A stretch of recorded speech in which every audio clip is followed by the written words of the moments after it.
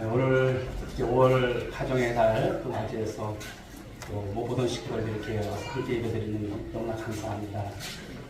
부모님께 기도 잘하시고 또 모든 믿음의 가정들이 주님 안에서 행복하시고 좋은 소식 또 기쁨의 정말 일들이 더욱더 많아지는 우리 5월이 되고 우리 가정들이 될 수 있길 주님의 이름으로 축원드립니다.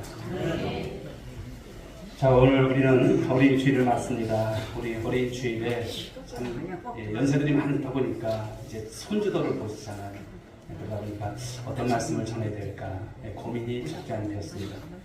그러나 뭐니 해도 우리가 정말 믿음의 대를 이어가는 가정들, 신앙의 대를 이어가는 가정들이 되어졌으면 하는 소원 속에서 오늘 본문의 말씀을 잡고 오늘 말씀을 전하고자 합니다. 자, 오늘 말씀의 제목은 신앙의 영적 계승입니다. 여러분 가정들이 신앙이 계승되는 그런 축복의 가정들이 될 수 있기를 간절히 소망합니다. 여러분 이런 이야기가 있습니다. 어느 날 포수가 새 사냥을 갔어요. 그래서 숲으로 들어갑니다. 그런데 그때 나뭇가지에 앉아 있었던 어미 참새가 포수한테 아주 정중하게 또 간곡한 부탁을 해요. 제발 제 자식만은 쏘지 말아주세요. 어미의 심정이죠. 포수가 그렇습니다. 당신의 자식이 어떻게 살겠소? 묻습니다. 그러자 어미 참새가 숲속에서 가장 잘생긴 참새가 내 자식이요. 이런 말을 해요. 포수가 그렇게 대답을 합니다. 당신의 자식은 내가 결코 쏘지 않겠어요. 그리고 포수는 이제 숲으로 들어갑니다. 그리고 사냥을 마치고 나옵니다. 어미 참새가 왜 내 자식을 쏘아 죽였느냐고 여러분 원망을 해요. 그때 포수가 이렇게 말을 했죠. 여보시오, 나는 가장 못생긴 놈을 쏘았을 뿐이요. 이런 말을 했다는 것입니다. 여러분 무슨 이야기일까요? 어미 참새는 자기 자식이 가장 못생겼는데도 가장 잘생긴 것으로 알고 자기 자식을 가장 소중하게 여기고 있다라고 하는 여러분 그런 이야기가 아닐까요? 여러분 사람도 그렇습니다. 부모는 자기 자녀가 잘생기고 가장 예쁘고 가장 소중하다라고 생각을 합니다. 오늘 어린이 주일인데 자녀가 어린 아이든 또 장성한 자녀든 자기 우리 자녀처럼 소중한 사람이 여러분 세상에 또 있을까요? 그런데 세상에서 내 마음대로 안 되는 일 중에 하나가 뭘까요? 많은 분들이 이구동성으로 말하는 것이 자식이라고 합니다. 즉 자식 농사. 농사를 접으셔도 알겠지만 농사가 될 때도 있고 안 될 때도 있고 그렇습니다. 그런데 자식 농사라고 하는 것이 여러분 어지간히 어려운 것이 아닌 것을 말하는 것이죠. 우리가 자녀를 낳고 기르고 또 가장 소중하게 여기지만 내 마음대로 안 된다는 것입니다. 심지어 여러분 교육 전문가라도 자기 자녀는 마음대로 안 된다라고 하는 그런 여러분 말을 하는 것을 볼 수가 있어요. 그래서 우리의 일생, 우리 부모님들의 일생을 다시 한번 보면 자녀들 때문에 때론 울고 때론 자녀들 때문에 묻고 하는 것을 반복하며 살다 보니 나이가 먹고 또 주님 안에서 오늘도 서 있는 여러분 모습이 아닐까 생각합니다. 자, 그렇다면 우리 부모에게 있어서 여러분 자녀는 어떤 존재일까요? 자기의 분신으로 여기는 여러분 그런 부모일까요? 자신의 한을 풀기 위한 그런 도구로서 우리가 자녀를 봐야 될까요? 어떤 사람은 그러죠. 애물단지라고. 어떤 사람은 내가 자식을 낳아서 왜 이렇게 키운지 모르겠다고. 무자식이 상팔자인데 그런 이야기를 하는 것도 봐요. 그렇다면 성경은 여러분 자녀에 대해서 여러분 무엇이라고 말씀하는지 한번 보실까요? 시편 127편 3절 말씀 읽어볼까요? 시작. 보라, 자식들은 여호와의 기업이요 태의 열매는 그의 상급이로다. 아멘. 자녀들은 하나님께서 우리 가정에 우리에게 주신 가장 큰 축복이고 가장 큰 선물인 것을 믿으시기 바랍니다. 그렇다면 하나님께서 주신 축복이고 이 선물인 자녀를 어떻게 양육해야 할까라고 하는 것입니다. 오늘 말씀을 중심에서 한번 살펴보고자 합니다. 첫째는 자녀를 어떻게 하지 말라? 노엽게 하지 말라. 이렇게 말씀하셨어요. 노엽게 하지 말라. 자, 이 노엽게 한다는 것이 헬라어로 보게 되면 파로기주라고 하는 여러분 원어지만 이것을 보게 되면 격분시키다, 또 화를 돋우다 그런 의미가 있어요.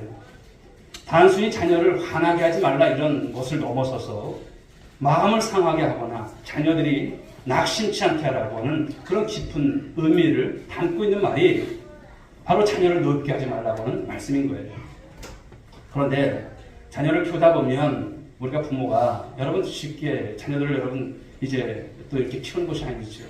여러분 자녀들이 잘못을 합니다. 그렇다면 어떻게 될까요? 잘못된 것을 그냥 보고서 그냥 지나치는 부모가 좋은 부모일까요? 아니죠. 예. 자녀에 대해서 잘못이 있다면 징계를 내리라고 하는 것입니다. 하지만 징계를 할 때 부모는 감정적인 절제를 잘해야 합니다. 이 감정의 절제를 하지 않게 되면 자칫하게 되면 이건 징계가 아니라 폭력이 될 수 있음을 볼 수가 있어요. 오늘날 여러분 가정에 폭력 사태가 얼마나 많습니까? 가정폭력 너무나 많습니다. 사실 가정에서 가장 많이 다투는 원인이 무엇 때문에 다툽니까? 자녀들 때문에 다투는 것을 보여요. 하지만 자녀들에게 야단을 칠 때 이 부모의 감정 처리가 참 중요한 것입니다. 분노가 너무 앞서거나 감정을 컨트롤하지 못하면 징계의 목적은 이루지도 못할 뿐만 아니라 아이들에게 상처만 남기는 거예요. 그래서 아이들의 영혼에 깊은 스크래치, 상처를 남기게 된다는 것을 볼 수가 있습니다. 특별히 어려 폭력을 우리가 주의할 필요가 있습니다. 자기 감정을 이기지 못해서 신체적, 언어적 폭력을 가하게 되면 이 아이의 인생에 두고두고 이것이 남는다는 것을 말씀합니다. 그러므로 부모들에게 요구되는 것은요, 무엇인가 한번 생각해보세요. 인내의 싸움입니다. 이 자녀교육의 어려움은 하루아침에 되지 않습니다. 수없이 가르치고 인내하면서 하는 작업이 필요합니다. 다른 것 때문에 힘든 것이 아니에요. 기다려주는 것, 부모로서 기다려주는 것, 바로 이것이 필요한 거예요. 자녀들을 기다려줄 때 자녀들이 때로는 여러분 잘못된 길로 가도 나중에 돌아오게 되어 있어요. 그런데 누가 여러분 기다려줄까요?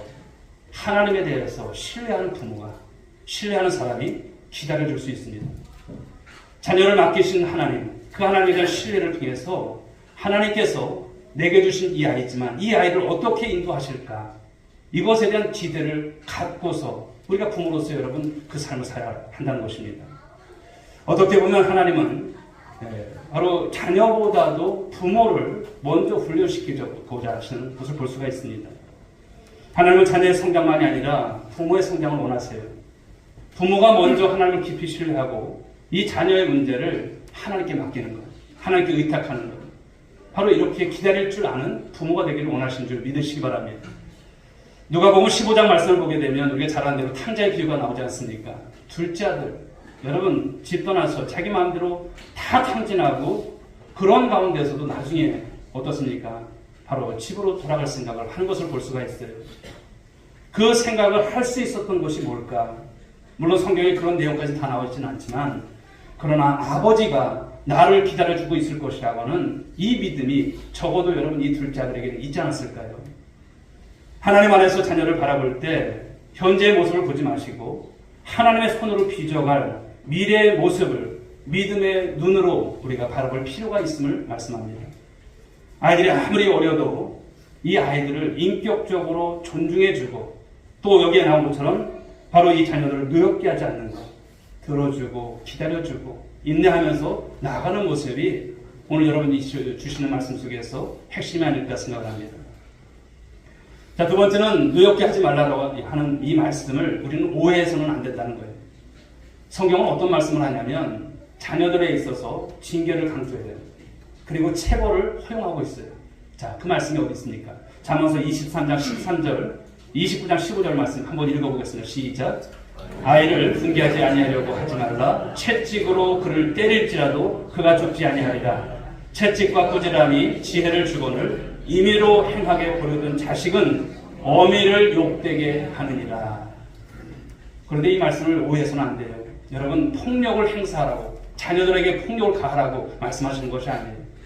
무엇입니까? 적절한 징계를 하라고 하는 말씀이에요. 요즘 자녀를 아예 낳지도 않는 가정도 있죠. 아니면 낳으면 하나, 또 더 낳으면 둘. 그 정도 키우다 보니까 자녀들의 어떤 모습이 있으니까 과잉 보호가 있어요. 자식을 사랑하는 것에는 나무랄 것이 없어요. 그러나 사랑에는 여러분 지혜가 필요할 줄 믿습니다. 징계가 없는 사랑을 우리가 한다면 그것은 무분별한 사랑이에요.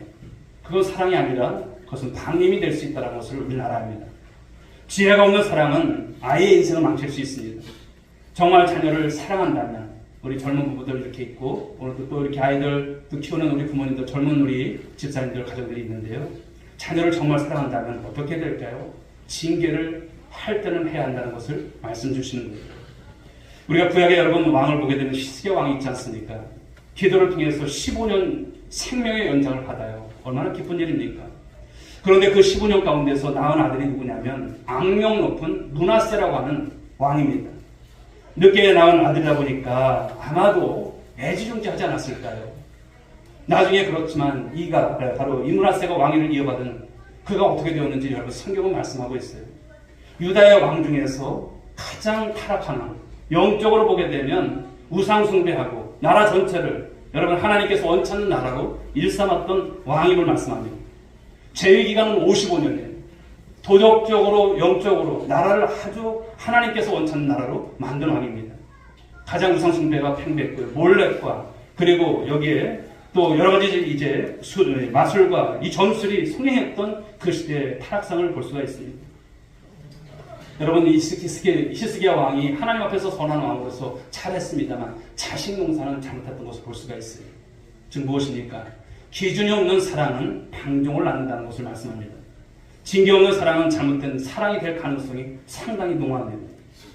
과잉 보호가 아니라 지혜롭게 분별적인 사랑을 하려면 적절한 징계를 하라고 하시는 말씀입니다. 그런데 그 징계의 목적은 옳은 길로 이끄는 것입니다. 구원의 길에서 멀어지지 않고 하나님의 백성, 하나님의 자녀로 세워지도록 부모의 역할이 바로 이것임을 말씀하고 있습니다. 세 번째는 자녀를 누욕게 하지 말라고 하는 것은 아이의 현재 상태를 바로 인정해 주라고 하는 말씀입니다. 여러분, 아이들이 분노할 때가 언제일까요?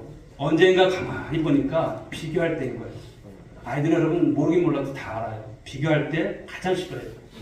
그런데 한국의 문화는 이 비교 문화죠. 부모들의 어떤 지나친 기대감, 자식에 대한 지나친 기대감, 또 부모들끼리의 어떤 경쟁이 막연한 것을 볼 수가 있어요. 물론 자식 자랑하는 것이 다 나쁘다고 하는 것은 아니죠. 그러나 부모가 나이가 들면서 부모 자신의 포지션이 아닌 자식으로 경쟁하는 모습들이 종종 보여요. 아이들을 통해서 대리만족을 얻고자 하는 그런 부모님들도 있음을 볼 수가 있죠. 그런데 여러분, 유대인들의 교육, 이 방법을 우리가 좀 눈여겨볼 필요가 있습니다. 여러분, 유대인들은요, 어떤 것을 가르치냐면 남들에게 이기기 위해서 노력하라, 이렇게 자녀들에게 말하지 않아요. 대신에 어떤 말을 합니까? 너는 남들과는 달라, 이것을 가르치는 것입니다.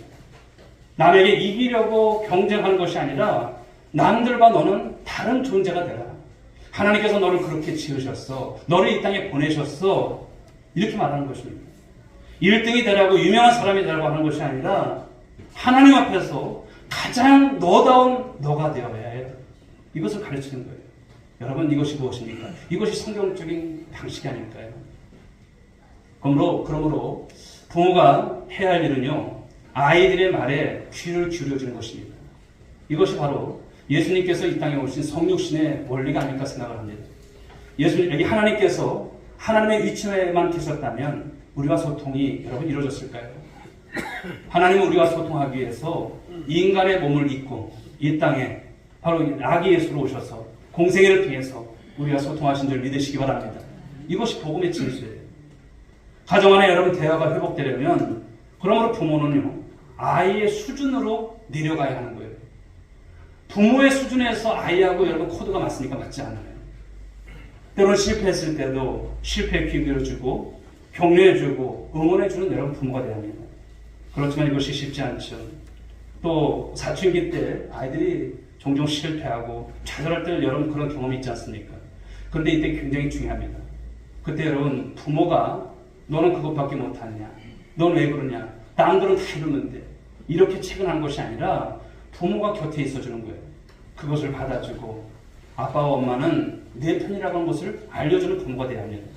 이해해주고 다가가고 그 아이가 가지고 있는 하나님께서 본래 그 자녀에게 주신 그 결이 있어요. 그 결을 살려주는 것.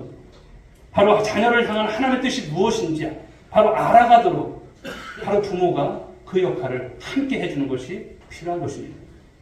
여러분, 자녀들은 누구나 하나님께서 만드셨고 그 안에는 하나님이 그 아이에게만 주신 독특한 것이 있는 줄 믿으시기 바랍니다. 그것은 위대한 것입니다. 그것이 인생을 살아가면서 어려서부터 자라가면서 드러나도록 하는 것이 부모입니다. 그래서 부모의 믿음이 필요하죠. 하나님을 신뢰하고 아이를 향한 하나님의 뜻과 계획이 무엇인지 발견하고 또 자녀와 함께 그 길을 걸어가고자 할 때 우리 자녀들을 향한 바로 하나님께서 그 놀라운 역사로 함께 하실 것을 믿으시기 바랍니다. 자, 이제 마지막 오직 주의 교훈과 훈계를 양육하라. 오늘 말씀을 주고 있습니다. 노엽게 하지 말라고 하는 이 말씀이 소극적인 교훈이라면 좀 더 적극적인 교훈은 뒤에 나오는 말씀이에요. 오직 주의 교훈과 훈계로 양육하라. 이렇게 말씀을 주셨습니다. 여러분, 자녀 교육의 초점은 무엇일까요? 자녀 교육의 초점은 신앙을 심어주는 거예요. 신앙. 하나님께 대한 신앙을 심어주는 거예요. 그래서 여기 여러분 우리 부모님들은 잘 들으셔야 돼요. 신앙을 심어주는 것이구나.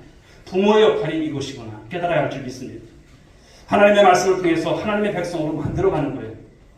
신앙을 가진 부모의 역할이 무엇일까요? 세상에 여러분 부모와는 우리가 본질적으로 달라요. 육신적인 부모, 물론 동일하겠지만 우린 영적인 부모가 돼야 할 줄 믿습니다. 그런 관점에서 이제 교회 교육, 그렇죠. 주일학교 교육은 이게 전부가 아니에요. 교회 학교에 보냈으니까 교회 학교에서 다 알아서 해줄 거야. 이거 아닌 거예요. 부수적입니다. 신앙의 교육은 교회가 하는 것이 아니라 실은 가정에서 이루어져야 되고 가정에서 시켜야 할 줄 믿습니다. 역사 속에 여러분 노벨상을 가장 많이 받은 민족이 어느 민족일까요? 잘 아는 대로 유대민족이에요. 유대민족의 인구는 미국에 사는 사람까지 포함해서 1,500만 몇백밖에 안 됐습니다. 그런데 지금까지 노벨상을 수상한 사람이 한 300명 정도 되는데 그 가운데서 유대인들이 얼마냐면 100명 정도 돼요.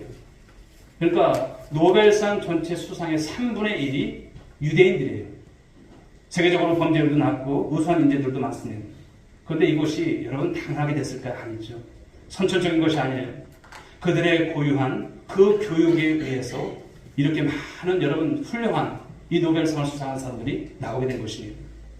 그 중심에 무엇이 있습니까? 바로 신앙교육이 있다는 말씀하는 것입니다. 우리가 잘 아는 대로 여러분 신명기 6장 4절부터 9절의 말씀은요, 쉐마라고 하죠. 이스라엘아 들으라 이렇게 말씀하신 거예요. 부모들에게 주시는 말씀이고 이스라엘 백성들이 들어야 될 말씀인 것입니다. 여기서 보게 되면 부모의 가장 거룩하고 중요한 책임이 무엇인지를 말씀하고 있어요. 다른 것이 아닙니다. 신앙 계승인 거예요. 신앙 계승. 이것이 이스라엘 민족이 계속해서 이어갈 것을 말씀합니다. 여러분, 이 유대인들의 신앙 교육의 방식이 바로 이런 말씀인 것이죠. 핵심적인 내용을 오늘 강조하고 있습니다. 우리 한번 긴 말씀이 있지만 우리 따박따박 여러분 이 말씀을 우리 4절부터 9절까지 한번 읽어보겠습니다. 시작. 이스라엘아 들으라. 우리 하나님 여호와는 오직 유일한 여호와이시니 너는 마음을 다하고 뜻을 다하고 힘을 다하여 네 하나님 여호와를 사랑하라. 오늘 내가 네게 교하는 이 말씀을 너는 마음에 새기고 네 자녀에게 부지런히 가르치며 집에 앉았을 때든지 길을 갈 때든지 누워있을 때든지 일어날 때든지 이 말씀을 강론할 것이며 너는 또 그것을 네 손목에 메어 기호를 삼으며 네 미간에 붙여 표를 삼고 또 내 집 문설주와 바깥문에 기록할지니라. 아멘. 얼마나 말씀을 강조하는지 몰라요. 자녀에게 있어서 때와 장소를 가리지 않고 말씀을 어떻게 하라? 가르치라. 말씀을 가르치라. 오늘날 여러분 학교 교육에 우리는 어떻습니까? 모든 책임을 학교에 다 맡겨버렸어요. 다 넘긴 것 같습니다. 오늘날 여러분 학교에서 물론 지식 교육을 하죠. 근데 보십시오. 학교에서 동성애를 가르치고 또 옹호하는 교사들이 있고요. 또 진화론자들이 있고 또 세속의 문화, 인본적인 문화, 그리고 하나님을 거부하는 문화가 여러분 학교 교육 가운데 가득해 있습니다. 그 속에 맡겨버리고 입시의 모든 경쟁에 다 몰아넣는 오늘 우리들의 모습은 아닐까요? 신앙교육이 들어갈 자리가 있을까요? 없습니다. 기존의 미션스쿨도 지금은 여러분 그렇게 쉽지가 않아요. 집에서도 마찬가지죠. 신앙교육과 입시교육의 신앙교육은 뒤처진 경우가 참 많습니다. 분명한 것은 세상으로부터 배운 지식으로 자녀의 미래를 바꿀 수 있을까요? 결코 바꾸지 못합니다. 이 아이들을 신앙으로 키우지 않으면 나중에는 어떨까요? 크게 후회합니다. 우리 젊은 분들 잘 들으십시오. 지금 놓치면 나중에 후회합니다. 나중에. 지금 신앙으로 키우셔야 돼요. 물론 여러분 정말 이 가정의 달에 놀러 가기도 바쁘고 놀러 가기도 많은 곳이 여러분 우리를 유혹하지만 하나님 앞에 주의를 성수하시고 신앙으로 자녀를 키우게 되면 이 아이들이 나중에는 하나님의 영광을 드러낼 줄 믿으시기 바랍니다. 다른 거 다 하면서 신앙교육 뒷전되면 안 된다는 것을 말씀하는 거예요. 즉 그러므로 어릴 때부터 말씀을 가르쳐야 합니다. 특히 사춘기 이전이에요. 사춘기 이전에 이 아이들을 하나님의 복음을 잘 여러분 신교해야 하는 것을 말씀하는 거예요. 오늘 학교에서 이시 중심의 교육이 가지는 약점이 뭘까요? 다 보면 여러분 자기 출세, 자기 성공에만 초점이 다 모아져 있지 않습니까? 자칫하면 이 아이들이 하나님을 모르고 이기적인 인물로 여러분 편집될 수밖에 없다라고 하는 것입니다. 사랑하는 여러분, 하나님의 말씀을 가르쳐야 합니다. 이것이 부모의 신성한 의무입니다. 오직 주의 교훈과 훈계로, 교양과 훈계로 양육하라 말씀하셨어요. 자녀는 여러분 부모로부터 가장 많은 영향을 받습니다. 저도 지금도 봐도 내 자식을 보면 저를 닮았어요. 그렇죠. 예. 부모로부터 영향을 받기 때문에 그렇습니다. 자녀들이 여러분도 그런데 부모로부터 성경을 배운다면 최선입니다. 최선. 주일 성수를 가르치고 하나님의 말씀을 여러분 큐티를 통해서 가르쳐주고 기도하는 법을 가르쳐주고 하는 부모. 인생이 힘들고 어려울 때 먼저 무릎을 꿇는 아빠가 있다면 그 자녀는 하나님께 무릎 꿇어요. 그것을 가르쳐줘야 하는 것입니다. 부모로부터 예수 그리스도가 누구이신가를 전해 듣고 복음을 이해하고 복음을 받아들이는 것보다 더 놀라운 축복이 이 세상에 있을까요? 없습니다. 아이들이 여러분 듣지 않을까요? 다 들어요. 어떤 아이들은 여러분 우리가 주일 예배 다 끝난 다음에 수영 찬양을 하잖아요. 주님 다시 오실 때까지 가만히 보니까 그 아이가 그걸 불러요. 안 듣는 것 같아도 그 찬양이 여러분 그 마음속에 새겨지는 것이죠. 하나님의 말씀도 그렇습니다. 그러므로 저 여러분들이 계속 말해줘야 하는 것입니다. 부모는 여러분 신앙인으로서의 정체성, 그 기준을 알려줘야 하는 것입니다. 부모의 역할 중에서 가장 여러분 중요한 것은 무엇입니까? 말보다 삶입니다. 말보다 삶이에요. 말하는 것이 아니라 보여준 대로 자녀들은 따라오는 것이죠. 그러므로 부모의 역할은 보여주는 거예요. 그렇다고 해서 보여주기 쉽지 않죠. 부모가 먼저 하나님을 잘 믿어야 할 줄 믿습니다. 아이들은 부모가 하나님을 정말 잘 믿는지 믿지 않는지 믿는 척 하는지 알까요 모를까요? 아는 거예요. 보지 않는 것 같지만 다 보고 있어요. 자녀에게 있어서 가장 치명적인 것이 뭘까요? 부모의 위선이에요. 신앙적 위선이에요. 위선이라고 생각하면 부모가 자녀에게 할 수 있는 일이 아무것도 없는 거예요. 엄마 아빠는 저래네.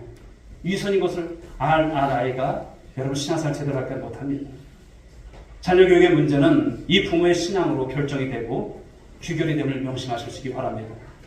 부모가 이렇게 여러분 주의 교양과 훈계를 양육을 해야 하는 여러분 그 근본적인 목적이 뭘까요?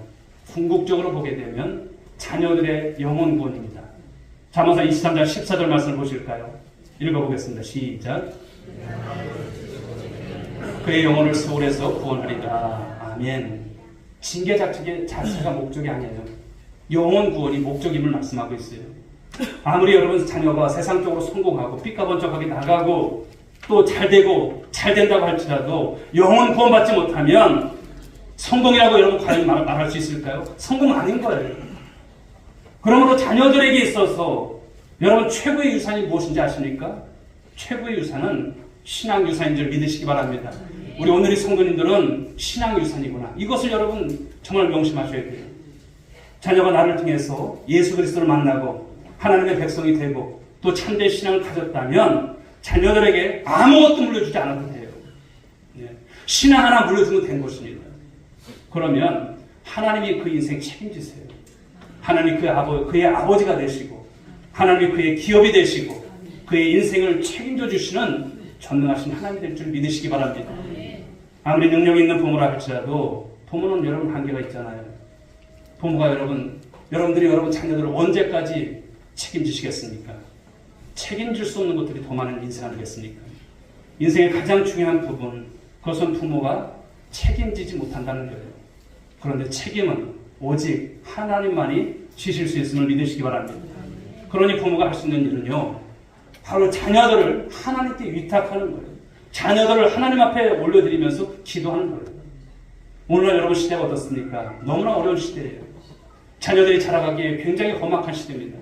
갈수록 보십시오. 문화적으로 악하고 유해한 환경이 많고 탈종교화되는 시대, 반하나님적인 문화가 팽배한 시대를 저와 여러분들이 살아가요. 그런 세상입니다. 이런 한가운데서 자녀들의 미래가 투명합니까? 불투명해요. 그러므로 우리 부모 세대들이, 우리 신앙의 세대들이 해야 하는 일이 무엇입니까? 딱 하나입니다. 하나님께서 우리 자녀들을 책임져 주시도록 기도하는 것밖에 없습니다.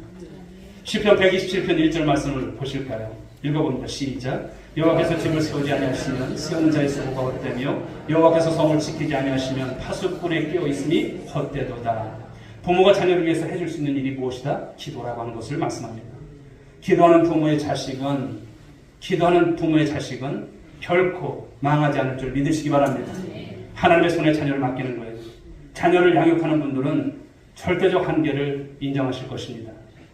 부모의 지나친 간섭과 보호는 자녀의 인생을 망칩니다. 날마다 자녀를 위해서 무릎 꿇고 기도할 것밖에 여러분 우리가 할 것이 있습니까? 없습니다. 사랑하는 성도 여러분, 우리에게 중요한 것은 다시 말씀드리지만 신앙의 영적 계승이 될 줄 믿습니다. 신앙의 영적 계승인 거예요. 연세가 있으신 분들도 우리 자녀들이 지금 신앙 갖지 않으면 여러분 부지런히 하셔야 돼요. 우리 하나님께 갈 날이 얼마인지 우리 다 모르잖아요. 신앙 계승. 그러므로 우리 연세가 되신 분들도 기도하셔야 돼요. 하나님 앞에 부르짖고 기도하셔야 돼요. 여러분들만 천국 가시면 우리 자녀들 지옥 가면 어떻게 됩니까? 안 되잖아요. 내 믿음의 정말 내 믿음이라고 하는 것이 내 자녀에게 계승이 되어야 되는데 이를 위해서 기도하시라는 것입니다. 내가 믿는 하나님, 그 하나님이 내 자녀의 하나님이 될 것인가? 이것이 가장 큰 관심이 되시고 이것이 늘 생각되어야 되는 여러분 기도의 제목이 될 줄 믿습니다. 이스라엘 역사를 보게 되면 영적 계승에 늘 실패했던 역사를 봅니다. 모세의 시대, 여호수아 시대가 지나가니 금방 어떤 시대입니까? 다른 세대가 돼요. 하나님을 알지 못하는 바로 세대가 일어납니다. 그 시대가 어느 시대입니까? 사사시대죠. 사사기 시대. 결국은 이스라엘의 그 역사의 불운을 만들어내고 나라를 잃어버리는 그 고통스러운 순환의 세월을 여러분 보냅니다. 사랑하는 여러분, 신앙의 영적인 배가 끊긴다는 것은 가장 인생에 있어서 안타까운 일인 거예요. 우리의 가정도 그리고 교회적으로도 신앙의 영적 계승이 최고의 관건입니다. 과연 우리 자녀들이 믿음을 계승받고 있는가? 이것은 부모의 막중한 사명이에요. 그리고 기도의 제목이에요. 그리고 책임입니다. 부모에게 주어진 가장 큰 사명 중 하나가 뭡니까? 내가 만난 하나님, 내가 섬겼던 하나님을 자녀가 함께 섬기고 있는가? 섬기고 있는가? 물론 여러분 자녀 양육 힘들죠. 어렵습니다. 그러나 여러분 대가가 필요한 거예요. 그러나 가장 보람되고 가장 여러분 흥분되는 일이 자녀 양육인 것이죠. 자녀가 말씀 안에서 자라고 그 영혼이 구원받을 뿐만 아니라 하나님께서 설계하신 바로 그대로 모든 가능성과 그 잠재력이 발휘되도록 각자의 가정뿐만 아니라 바로 공동체가 힘쓸 때 하나님의 나라가 바로 이 땅 가운데 도래가 되고 여러분 가정 가운데 함께 되리라 믿습니다. 할렐루야. 아무쪼록 오늘 우리들의 자녀들이 오늘 주신 시편 127편의 말씀처럼 우리 가정에 주신 여호와의 기업이에요. 그렇죠? 상급이라고 하는 사실. 이것을 실감하는 여러분 모두가 될 수 있길 주님의 이름으로 축원합니다. 자녀들을 통한 하나님의 놀라운 계획이 성취되도록 여러분들이 해야 할 것이 무엇입니까? 날마다 기도하시고 가르치시고 인내하면서 어제까지도 안 됐는데 뭐가 되겠는가? 여러분 그렇게 생각하지 마세요. 우리가 바꾸는 것이 아니라 하나님께서 바꾸세요. 부모의 기도는 땅에 떨어지지 않습니다. 여러분 기도하는 부모의 자식은 결코 망하지 않습니다. 하나님께서 하세요. 그러므로 저와 여러분들이 성숙한 그리스도인다운 부모의 역할 이것을 다하시고 책임을 다하시고 믿음 생활을 해나가시는 이 어린이 주일에 주시는 말씀 잘 부여잡고 오늘도 여러분 승리하시고 하나님께 영광되는 우리 가정들 모두가 될 수 있기를 주님의 이름으로 축복합니다.